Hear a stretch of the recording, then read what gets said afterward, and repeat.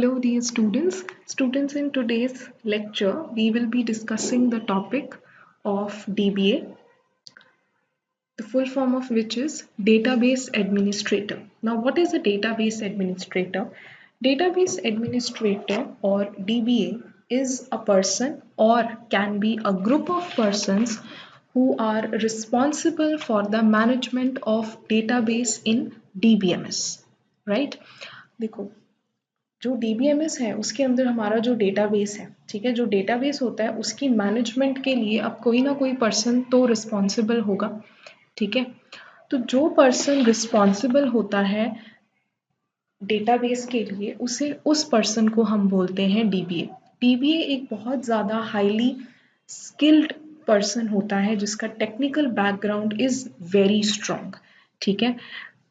क्योंकि जितने भी ऑपरेशंस होते हैं, चाहे वो क्रिएट करने का है, चाहे मॉडिफाई करने का है या मेंटेनेंस करने का है, किन की मेंटेनेंस करनी है, जो डेटाबेस के 3 लेवल्स हैं, एक्सटर्नल लेवल, कंसेप्चुअल लेवल और इंटरनल लेवल, उन तीनों लेवल्स की जो मेंटेनेंस है, ठीक है, वो किसने करनी होती है? वो DBA ने ही करनी होती है। तो इसीलिए जो DBA है उसका technical background is very strong, right. So DBA जो है उसके पास बहुत सारी पावर्स होती हैं, जैसे कि स्कीमास को डिफाइन करना, स्टोरेज स्ट्रक्चर्स को डिफाइन करना, एक्सेस मेथड स्ट्रैटेजीज को डिफाइन करना, फिजिकल ऑर्गेनाइजेशन डेटाबेस की किस तरीके से होगी उसको डिस्क्राइब करना, ऑथराइजेशन कैसे होगी, यूजर्स को कौन से पोर्शन ऑफ डेटाबेस का एक्सेस मिलेगा, किसका नहीं मिलेगा, इंटेग्रिटी कंस्ट्रेंट्स कौन कौन से डेटाबेस के अंदर होंगे, ये सारी की सारी जो पार्ट्स हैं या ये जो सारी की सारी चीज़ें हैं ये कौन हैंडल करता है? These are handled by DBA। DBA एक पर्सन है जो परमिशन ग्रांट करता है यूजर्स को, ठीक है, डेटाबेस को एक्सेस करने के लिए या डेटाबेस में अगर कोई डेटा इंसर्ट करवाना है, कुछ डिलीट करना है, तो उन सब के लिए परमिशंस दी जाती हैं और वो परमिशंस कौन ग्रांट करता है? DBA ग्रांट करता है, ठीक है। And DBA also stores the profile of the users in the database. अब प्रोफाइल को स्टोर करने का मतलब क्या है? किसकी प्रोफाइल? यूजर की प्रोफाइल। तो यूजर प्रोफाइल क्या होता है? यूजर प्रोफाइल का मतलब वो एक्टिविटीज जो एक यूजर परफॉर्म कर सकता है डेटाबेस पे, ठीक है। मतलब कि weather a user can perform a particular operation और नॉट, कि मतलब ऑपरेशन कैसे कि क्या वो यूजर इंसर्शन परफॉर्म कर सकता है या नहीं कर सकता, क्या वो यूजर डिलीशन परफॉर्म कर सकता है कि नहीं डिलीट कर सकता, ठीक है। तो ये जो यूजर प्रोफाइल्स होती हैं ये कौन स्टोर करता है? DBA स्टोर करता है, right. Now DBA is a top level authority among all the persons which are connected to the database, right? So now we will discuss that what are the main responsibilities of a DBA. So the first major responsibility is deciding information content of the database. ये DBA की job होती है ये identify करने की कि किस तरीके की इंफॉर्मेशन डेटाबेस में स्टोर होगी, ठीक है। मतलब कि कौन कौन सी एंटिटीज, ठीक है, या कौन सी फील्ड्स जो हैं उन एंटिटीज के बारे में वो आपके टेबल में स्टोर होंगी, वो कौन डिफाइन करेगा? That will be decided by DBA, ठीक है। बेसिकली कि किस तरीके की इंफॉर्मेशन डेटाबेस में स्टोर होनी है वो कौन डिसाइड करता है? DBA डिसाइड करता है। Next is defining the storage structure and access strategies. अब ये DBA की जॉब होती है ये डिसाइड करना कि डेटा की रिप्रेजेंटेशन कैसे होगी डेटाबेस के अंदर, ठीक है। That what will be the representation of data in the database, who decides that? DBA decides that, ठीक है। तो इस पर्पस के लिए रिप्रेजेंटेशन ऑफ डेटा के लिए जो DBA है what it do, he writes the storage structure definition, ठीक है, वो स्टोरेज स्ट्रक्चर डेफिनेशन लिखता है। कौन लिखता है? डीबीए लिखता है। किस चीज़ के लिए? डेटा को किस तरीके से डेटाबेस में रिप्रेजेंट किया जाएगा, उसकी रिप्रेजेंटेशन के लिए डीबीए क्या करता है? स्टोरेज स्ट्रक्चर डेफिनेशंस लिखता है। और वो जो स्टोरेज स्ट्रक्चर डेफिनेशंस होती हैं, अब वो ट्रांसलेट कौन करता है उनको? किसको? सिस्टम को भी तो ट्रांसलेट करना है ना। तो सिस्टम को कौन ट्रांसलेट करता है? डीडीएल कंपाइलर ट्रांसलेट करता है। क्योंकि देखो डीबीए तो एक पर्सन है, ठीक है, तो वो क्या करेगा? बेसिक जो इंग्लिश लैंग्वेज होगी उसी में स्टोरेज स्ट्रक्चर को डिफाइन करेगा कि स्टोरेज स्ट्रक्चर किस तरीके का होगा। अब सिस्टम को थोड़ी इंग्लिश लैंग्वेज समझ आती है, सिस्टम को तो मशीन लैंग्वेज समझ आती है। तो वो जो डीबीए ने लिखी है स्टोरेज स्ट्रक्चर, उसको सिस्टम को समझाने के लिए कौन आता है? DDL compiler. डीडीएल कंपाइलर जो है वो ट्रांसलेट करता है the storage structure definition which is written by the DBA to the system, right. और जो डीबीए है वो फिजिकल स्कीमा और कंसेप्चुअल स्कीमा में मैपिंग भी डिफाइन करता है, right. Next is defining external schemas for the user.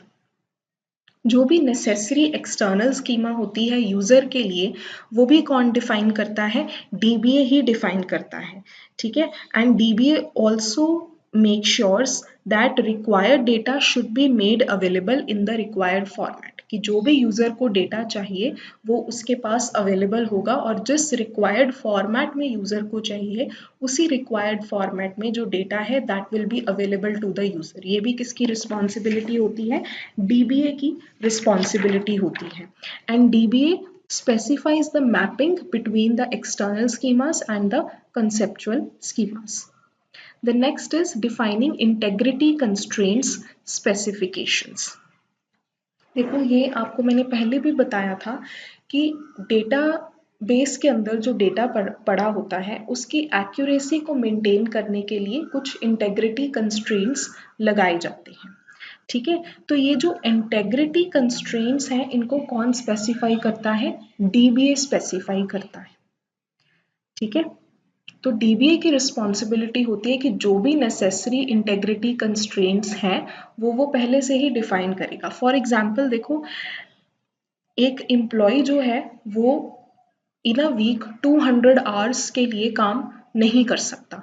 तो ये डीबीए की रिस्पॉन्सिबिलिटी है कि वो पहले से ही ये कंस्ट्रेंट लगाएगा कि जो एम्प्लॉय है वो वर्क नहीं कर सकता for more than 200 hours in a week. तो अगर इस तरीके की एंट्री डेटाबेस के अंदर होगी तो डीबीए उस एंट्री को अलाउ ही नहीं करवाएगा, क्योंकि वो उसका एक इंटेग्रिटी कंस्ट्रेंट लगा देगा। क्यों इंटेग्रिटी कंस्ट्रेंट लगता है? डेटाबेस में जो डेटा पड़ा है उसकी एक्यूरेसी को मेंटेन करने के लिए। वो किससे मेंटेन होती है? इंटेग्रिटी कंस्ट्रेंट्स के थ्रू मेंटेन होती है। इंटेग्रिटी कंस्ट्रेंट्स कौन स्पेसिफाई करता है? डीबीए स्पेसिफाई करता है, ठीक है। Next is granting of authorization for data access. देखो, अब अगर कोई भी अनऑथराइज्ड यूजर डेटाबेस को एक्सेस करेगा तो उससे क्या होगा? डेटा लॉस हो सकता है, डेटा मिसयूज हो सकता है जो डेटाबेस में है, ठीक है।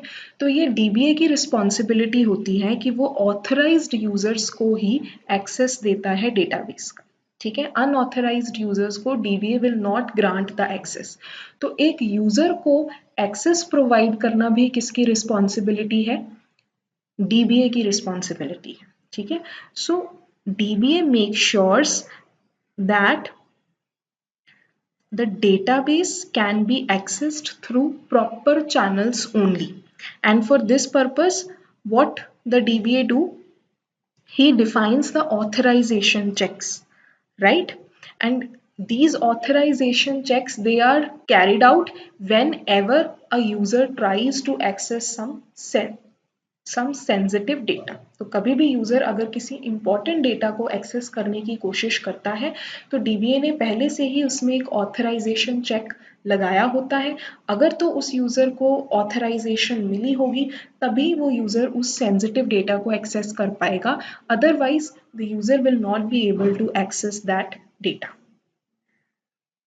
राइट।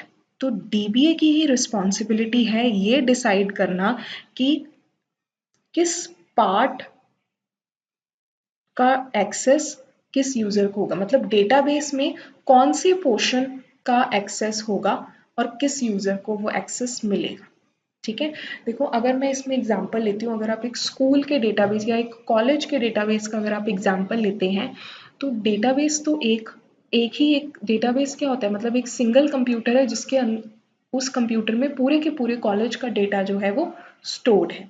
अब डीबीए क्या होगा, डीबीए क्या करेगा, वो हर पर्सन को, इंडिविजुअल पर्सन को एक्सेस देगा उस डेटाबेस का। ठीक है, अब उसको पता है कि अगर हम लाइब्रेरियन की बात करें, देखो लाइब्रेरियन को स्टूडेंट की फीस उसने दी है या नहीं दी है, स्टूडेंट का एड्रेस क्या है, इससे उसको कोई लेना देना नहीं है। लाइब्रेरियन को सिर्फ किस चीज़ का पता होना चाहिए कि स्टूडेंट का रोल नंबर क्या है, उसने बुक किस दिन इशू करवाई थी और उसने बुक किस दिन रिटर्न करवाई थी। ठीक है, उनको सिर्फ इतना ही एक्सेस चाहिए।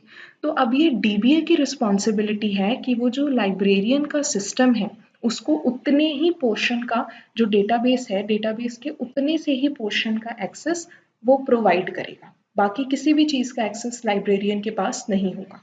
ठीक है, तो एक्सेस प्रोवाइड करना वो किसका काम है, डीबीए का काम है। ठीक है, the next is defining strategy for backup and recovery. Now see, अब एक कंप्यूटर जो है that is just a electronic machine, उसमें कभी भी कोई भी हार्डवेयर फेलियर आ सकता है। ठीक है, तो अगर कोई हार्डवेयर फेलियर हो गया तो उस टाइम पे डेटा लॉस ना हो जो डेटाबेस के अंदर है, उसका बैकअप लेके रखना और उस डेटा को रिकवर करना, वो भी काम किसका होता है, that is also the major responsibility of DBA. So DBA defines the strategy for backup and recovery. Right, अगर देखो किसी ह्यूमन एरर की वजह से भी डेटा लॉस हो सकता है।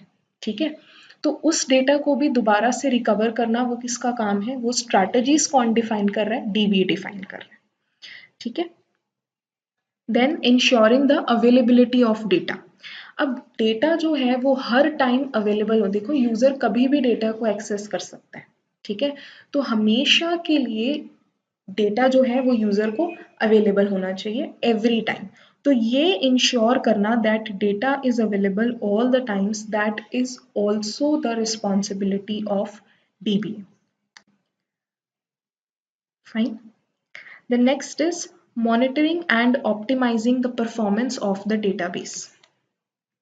देखो अगर कोई भी परफॉर्मेंस रिलेटेड प्रॉब्लम्स आ रही होती हैं डेटाबेस के अंदर, तो ये डीबीए की रिस्पॉन्सिबिलिटी है कि वो डायग्नोस करे कि किस तरीके की परफॉर्मेंस प्रॉब्लम्स आ रही हैं और उन प्रॉब्लम्स को किस तरीके से सही किया जा सकता है। ठीक है, तो कौन करता है ये मॉनिटर, कौन करता है, that is also the work of dBA.